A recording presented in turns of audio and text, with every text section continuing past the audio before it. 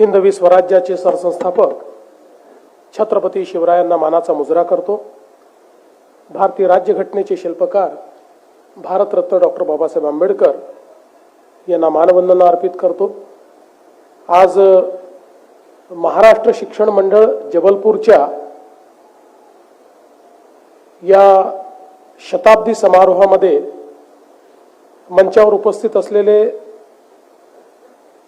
आणि ज्यांनी आज दृकश्राव्य माध्यमातून आपली उपस्थिती या ठिकाणी नोंदवली ते मध्य प्रदेशचे लोकप्रिय मुख्यमंत्री माननीय मोहन यादवजी, मंचावर उपस्थित असलेले जबलपूरच्या विकासामध्ये ज्यांचं अतिशय मोठं योगदान आहे असे आमचे मोठे बंधू, आमचे मित्र आणि मध्य प्रदेशचे सार्वजनिक बांधकाम मंत्री आदरणीय श्री राकेश सिंगजी, मध्य प्रदेशचे शिक्षण मंत्री श्री राव उदय प्रताप सिंगजी, राज्यसभेच्या खासदार श्रीमती सुमित्राताई वाल्मिकी, मध्य जबलपूरचे खासदार श्री आशीष दुबेजी, मंचावर उपस्थित सन्माननीय आमदार श्री अजय बिश्नोईजी, श्री अभिलाष पांडेजी, श्री नीरज ठाकुर जी, जबलपुर से महापौर श्री जगत बहादुर सिंह जी, महाराष्ट्र शिक्षण मंडळाचे अध्यक्ष डॉक्टर जयंत तनखीवाले, शताब्दी समारोहाचे अध्यक्ष डॉक्टर जितेंद्र जामदार, या समारोहाचे कार्याध्यक्ष प्रशांतजी पोळ, सचिव श्री प्रमोद पाठक, श्री उदय परांजपे, श्री अविनाश हळवे, श्री इंकू विज, श्री सुधीर पाठक, श्री रत्नेश सोनकर, या ठिकाणी उपस्थित सर्व सन्माननीय अतिथीगण आणि उपस्थित सर्व माता भगिनी आणि बंधूंनो, आज मला अतिशय आनंद आहे की जबलपूरमध्ये महाराष्ट्र शिक्षण मंडळाच्या शताब्दी समारोहामध्ये मी आपल्यामध्ये उपस्थित आहे। सर्वप्रथम मी महाराष्ट्र शिक्षण मंडळाला शताब्दी पूर्तीच्या खूप खूप शुभेच्छा देतो आणि त्यांचं अतिशय मनापासून अभिनंदन करतो। हम सभी लोग जानते हैं कि 100 साल पहले इस शिक्षा संस्थान की नींव रखी और नींव रखने वाले जो दृष्टा थे उन्होंने उस समय इस बात को पहचाना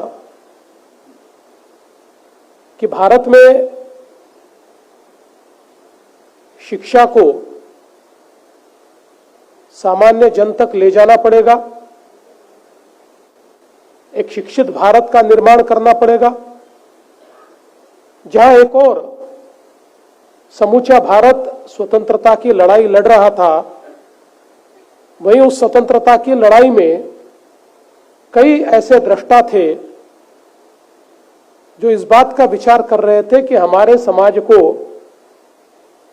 हम किस प्रकार से बलशाली बनाए, हमारे समाज को किस प्रकार से शिक्षित बनाए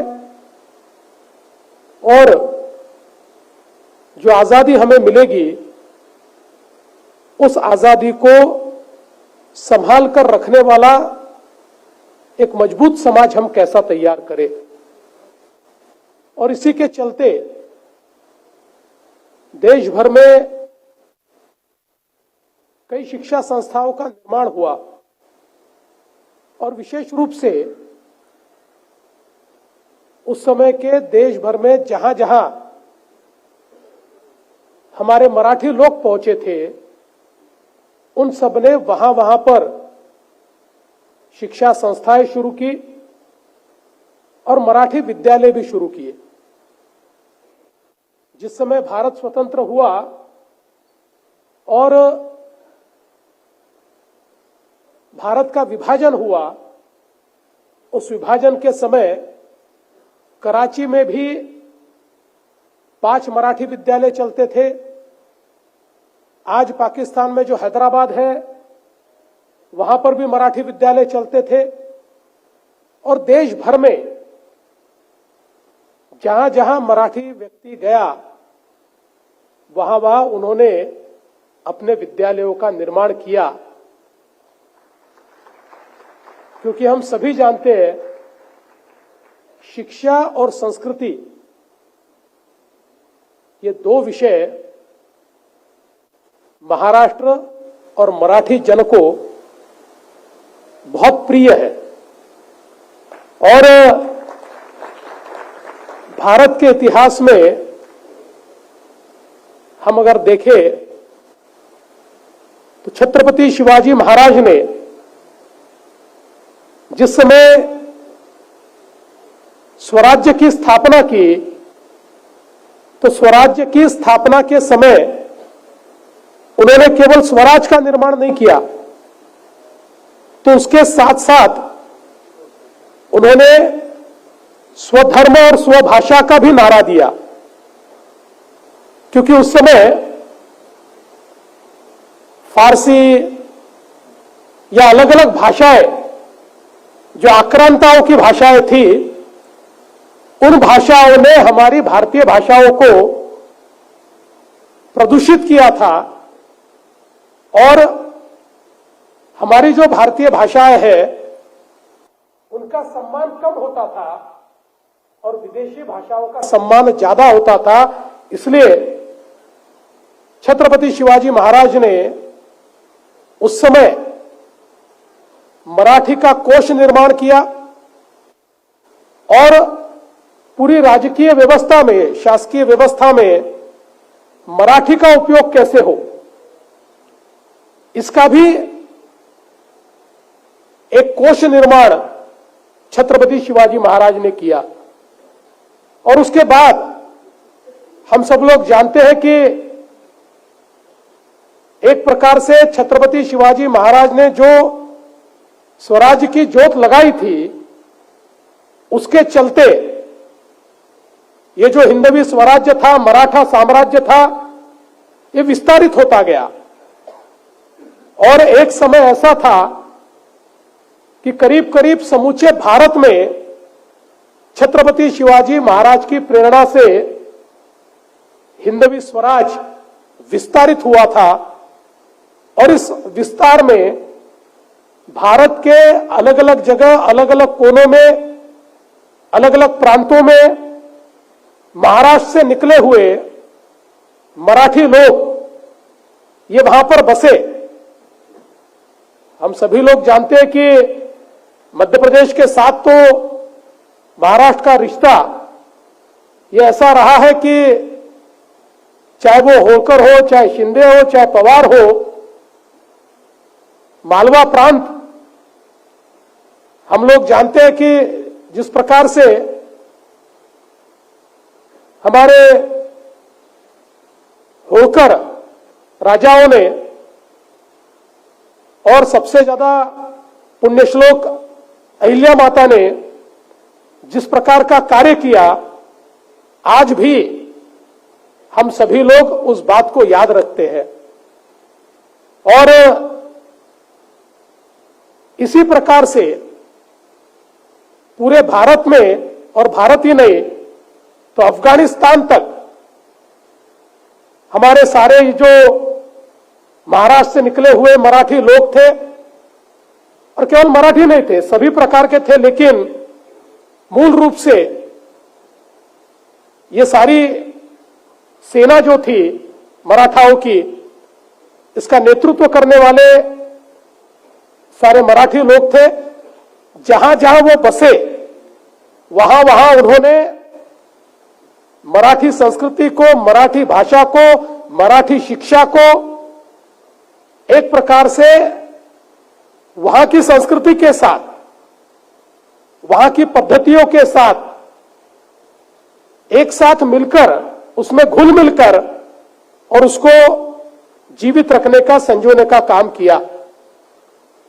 और मैं तो हमेशा ये कहता हूं कि किसी भी मराठी व्यक्ति को संकुचित विचार करने का अधिकार ही नहीं है, क्योंकि जो हमारा इतिहास है वो इतना बड़ा है।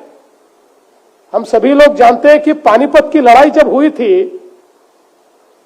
तो वो केवल हमारे साम्राज्य के लिए नहीं हुई थी। पानीपत की लड़ाई के समय दिल्ली के शासकों ने, जब अहमद शाह और अब्दाली ने आकर दिल्ली पर कब्जा किया, तो मराठों को न्योता भेजा कि आप ही हमें बचा सकते हो, और मराठों ने दिल्ली कब्जे में ली।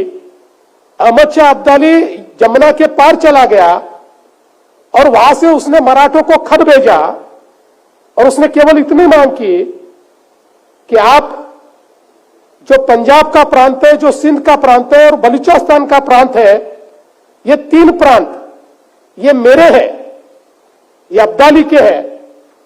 ऐसा आप अगर रिकॉग्नाइज कर दो तो बचा हुआ समूचा भारत ये मराठों का है, ये हिंदवी साम्राज्य का है। ऐसा मैं रिकॉग्नाइज करने के लिए तैयार हूं, मैं मानने के लिए तैयार हूं, वैसा पत्र आपको देने के लिए तैयार हूं। इस प्रकार से उसने समझौता भेजा। शायद मराठे अगर चाहते तो कह सकते थे कि हमारा क्या संबंध है पंजाब से, हमारा क्या संबंध है बलूचिस्तान से, सिंध प्रांत से हमारा क्या संबंध है।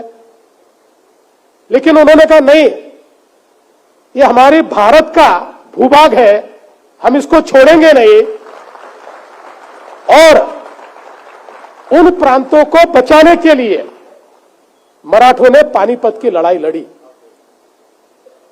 और उसी के चलते हम सब लोग जानते हैं कि पानीपत की लड़ाई में क्या हुआ, लेकिन उसके बाद भी मराठे हारे नहीं। तो हम सब लोग जानते हैं कि मात्र 10 सालों में फिर एक बार महादजी शिंदे ने दिल्ली का तख्त जीतकर फिर एक बार हमारा जो हिंदवी साम्राज्य है पूरे भारत पर स्थापित किया। और इसलिए मैं हमेशा ये कहता हूं कि जो भी अपने आप को मराठी कहता है, जो महाराष्ट्र से नाता बताता है, उसको हमेशा वैश्विक विचार ही करना पड़ता है, वो छोटा विचार नहीं कर सकता। क्योंकि ज्ञानेश्वर माउली ने भी पसायदान जो हमको दिया, विश्व के लिए प्रार्थना हमको करने को कहा है, केवल अपने लिए नहीं, केवल किसी एक प्रांत के लिए नहीं, तो पूरे विश्व की कामना उनके विचारों में हमको मिलती है। इसलिए मुझे कोई आश्चर्य नहीं होता कि जबलपुर में बसने वाले मराठी लोगों ने, महाराष्ट्र से आए हुए लोगों ने 100 साल पहले इस संस्था की नींव रखी और इस संस्था को खड़ा किया। मैं ऐसा मानता हूं कि उसी वैश्विक विचार का एक स्वरूप, इस रूप में इस संस्था को मैं देखता हूं। और निश्चित रूप से आवश्यकता के अनुसार इसका विस्तार होता गया। हिंदी तो स्वाभाविक थी, फिर धीरे धीरे अंग्रेजी भी स्वाभाविक हुई। बस एक ही छोटा सा दर्द है कि धीरे धीरे मराठी समाप्त हो गई। आपने उसका कारण भी बताया, लेकिन मैं ऐसा मानता हूं कि कोई भी भाषा जो है, सारी भारतीय भाषाओं का हम सम्मान करते हैं, क्योंकि भारत की हर भाषा में जो ज्ञान और संस्कृति छिपी हुई है, अगर कोई भी भाषा समाप्त होती है तो उस संस्कृति से, उस ज्ञान से हम लोग वंचित होते हैं। इसलिए भाषाएं चलती रहनी चाहिए। मैं मानता हूं, मैं इतने सालों से जबलपुर आता हूं, राकेश जी भाई साहब ने बताया, हमारे प्रशांत जी के कारण उससे पहले से मैं जबलपुर आता हूं, तो जबलपुर से बहुत पुराना संबंध है। मैं 98 में जब महापौर था तब भी जबलपुर आया था, तो एक पुराना संबंध है। और यहां पर मराठी लोग, मराठी संस्कृति, मराठी संस्कार सब जीवित है। लेकिन फिर भी मेरी अपेक्षा है कि महाराष्ट्र शिक्षण मंडल ने मराठी भाषा सीखने के लिए कोई ना कोई पहल करनी चाहिए। और अभी हमारे शिक्षा मंत्री जी ने भी जो नई शिक्षा नीति की बात की है, हमारे प्रधानमंत्री जी ने इस बात को समझकर ही जो स्थानीय भाषा है या मातृभाषा है, इसको बहुत ज्यादा महत्व दिया है। और पहली बार हमारे देश में विज्ञान हो, तंत्रज्ञान हो, चिकित्सा पद्धति हो, हर चीज में मातृभाषा को या मातृभाषा में शिक्षा को एक महत्व देने का काम हमारी नई शिक्षा नीति में हुआ है। तो हमारे शिक्षा मंत्री जी के परमिशन से मैं आपको कहना चाहूंगा कि अगर महाराष्ट्र शिक्षण मंडल यहां पर मराठी के विकास के लिए और हमारे बच्चे मराठी सीखे इसके लिए कोई उपक्रम करना चाहेगा, तो उसके लिए जो भी आपको निधि की आवश्यकता होगी वो महाराष्ट्र सरकार आपको देगी। और मेरा विश्वास है कि निश्चित रूप से हमारे शताब्दी के उपक्रमों में का एक उपक्रम इस दृष्टि से आप इसका विचार करेंगे, ऐसी मैं अपेक्षा व्यक्त करता हूं। हम सभी लोग जानते हैं क्या शिक्षा के क्षेत्र में बहुत बदलाव हो रहे। भारत बड़ी तेजी के साथ बदलाव कर रहा है और विशेष रूप से जो अवधारणाएं हैं वो बदल रही है, इतिहास बदल रहा है। आज जो हमारा असली इतिहास है, जो कई वर्षों तक हमसे छुपाया गया, आज वो इतिहास भी सामने आ रहा है। हमारे प्रशांत पो जी ने जो 2 किताबें लिखी है और बड़ी रिसर्च के साथ उन्होंने जो 2 किताबें लिखी है, अब उन किताबों ने पुरानी सारी अवधारणाओं को तोड़कर, हम तो हमेशा कहते थे कि हम विश्व गुरु थे, हम बहुत ही प्रगत थे, लेकिन इन सारी प्रगति की बातों को जो झुठलाया जाता था और कहा जाता था कि ये सारी बातें खोखली है, आपके पास इसके कोई सबूत नहीं है। मैं ऐसा मानता हूं कि कोई अगर प्रशांत जी के जो 2 किताबें हैं उनको पढ़ ले तो वापस सबूत नहीं मांगेगा। इतने अलग अलग प्रकार से आज हम लोग नई अवधारणाओं को स्वीकार रहे हैं। और मैं ऐसा मानता हूं कि हमारे प्रधानमंत्री जो कहते हैं विकास भी और विरासत भी, केवल विकास से कोई बड़ा नहीं होता, विकास के साथ साथ विरासत महत्वपूर्ण होती है, क्योंकि वही समाज आगे बढ़ता है जिस समाज को अपनी विरासत पर गर्व होता है, अपनी विरासत की जानकारी होती है। और इसलिए हमारी शिक्षा में अब उस विरासत को वापस लाने का जो प्रयास है, मैं ऐसा मानता हूं वो बहुत महत्वपूर्ण है। आज ज्ञान के, विज्ञान के क्षेत्र में हम लोग बहुत तरक्की कर रहे हैं और हम लोग जानते हैं कि जब ये मिलेनियम शुरू हुआ तो 90 का दशक हो या पिछले 20-25 साल हो, ये सारे हमारे जीवन में इंफॉर्मेशन टेक्नोलॉजी ने बहुत बदलाव लाया, बहुत डिसरप्शन लाया। कम्युनिकेशन टेक्नोलॉजी ने बहुत बदलाव लाए। एक समय मोबाइल जो अजूबा लगता था वो सबके पास पहुंच गया। स्मार्टफोन जिसको एक पीढ़ी ये कहती थी कि हमको नहीं जम पाएगा, वो आज दादी भी अपनी स्मार्टफोन यूज कर रही है और उसके ऊपर यूट्यूब देख पा रही है।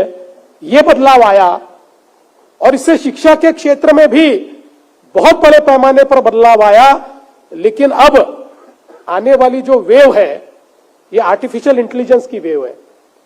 हम सभी लोग जानते हैं कि जिस तेजी के साथ आर्टिफिशियल इंटेलिजेंस हमारे जीवन के सारे क्षेत्रों को बदल रहा है और विशेष रूप से शिक्षा के क्षेत्र पर इसका एक बहुत बड़ा परिणाम होने वाला है, ये आवश्यक है कि हम लोग उसकी तैयारी करें।